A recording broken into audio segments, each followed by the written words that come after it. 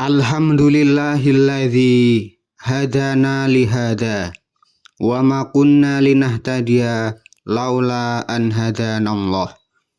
Asyhadu an la ilaha illallah wahdahu la syarikalah wa asyhadu anna Muhammadan abduhu wa rasuluh.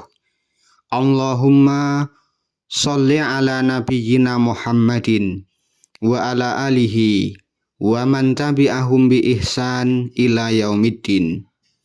Ibadallah, usikum wa iyaya bitaqwallah. Faqad fazal muttaqun. Qala Allahu subhanahu wa ta'ala, ya ayyuhalladzina amanu taqullaha haqqa tuqatih wa la tamutunna illa wa antum muslimun. Jamaah Jum'ah rahimakumullah.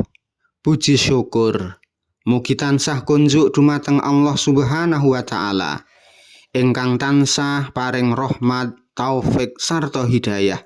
Satemah wonten siang punika kula lan panjenengan saged pinanggih wonten ing majelis salat Jum'ah kanthi kebaing kawilujengan. Sholawat ugi salam mugi tansah kunjuk dumateng Nabi Agung Muhammad sallallahu alaihi wasallam ingkang tansah kula lan panjenengan tenggo syafaatipun wonten ing dinten akhir. Jamaah Jum'ah rahimakumullah. Wonten kesempatan khutbah siang punika khatib wasiat sumangga tansah ningkataken takwa dumateng Allah kanthi nindakaken dawuhipun lan nebihi awisanipun. Mugi kanthi takwa Allah tansah paring kamulyan panggesangan wonten donya dumugi akhirat. Amin. Jamaah Jum'ah rahimakumullah.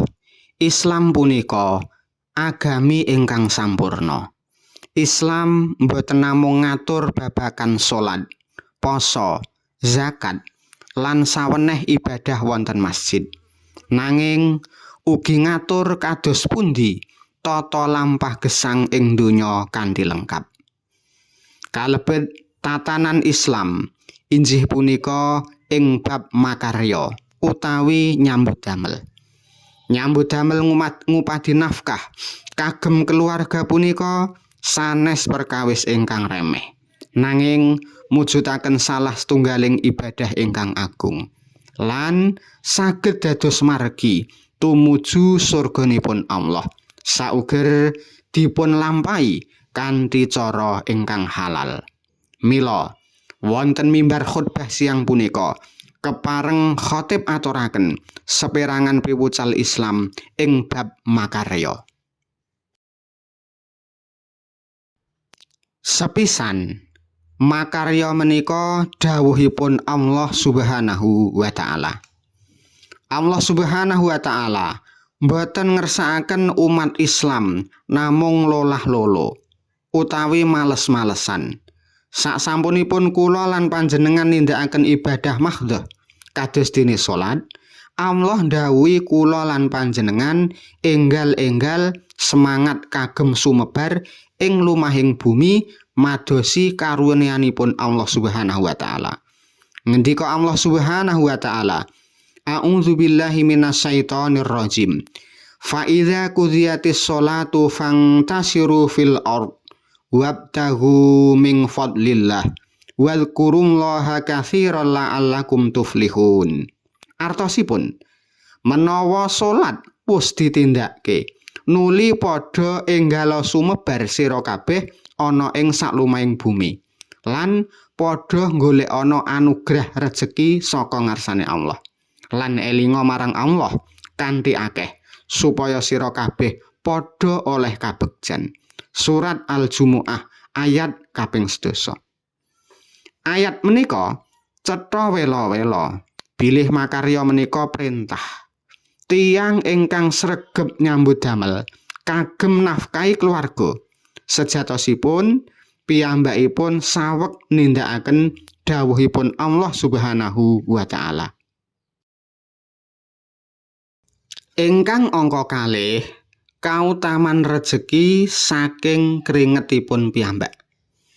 Kanjeng Nabi Muhammad sallallahu alaihi wasallam sanget ngagungaken tiyang ingkang dhahar saking asil usahanipun piyambak. Mboten saking asil njaluk-njaluk utawi ngrepoti tiyang sanes.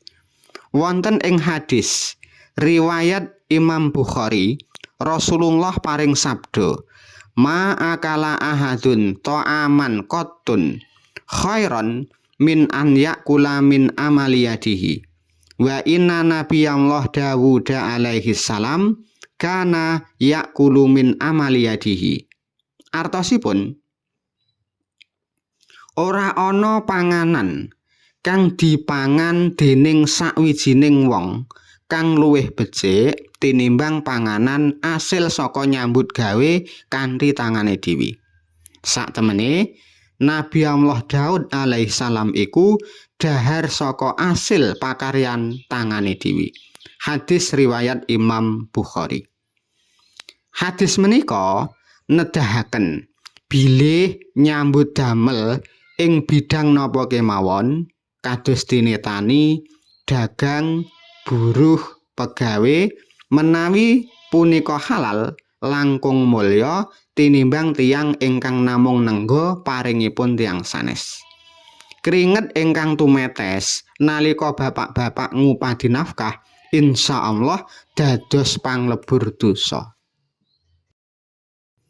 Ingkang angka 3, rejeki halal nentremaken keluarga. Pungkasan, rejeki ingkang halal punika mbeta barokah. Barokah punika tegesipun ziyadatul khair, tambahipun kabecikan. Anak-anak ingkang tuwuh saking panganan halal badhe gampil dipun didik dados anak soleh. Keluarga ingkang dipun nafkahi saking rejeki halal badhe ayem, tentrem lan sakinah. Kosok wangsulipun, rejeki ingkang haram saking nipu, korupsi, judi, riba sanadyan katingal kathah nanging panas ing weteng lan ndadosaken manah peteng sarta ndadosaken donga boten dipun ijabah dening Allah. Nauzubillah min dzalik. Jamaah Jumat rahimakumullah, intinipun sumangga kula lan panjenengan gumregah semangat makarya kagem ngupadi rejeki halal. Mugi Allah tansah paring keberkahan lan kesaenan tumrap sedaya keluarga. Amin. Aqulu qouli hadza wastaghfirullah li wa lakum wa lisairil muslimin innahu huwas samiul alim.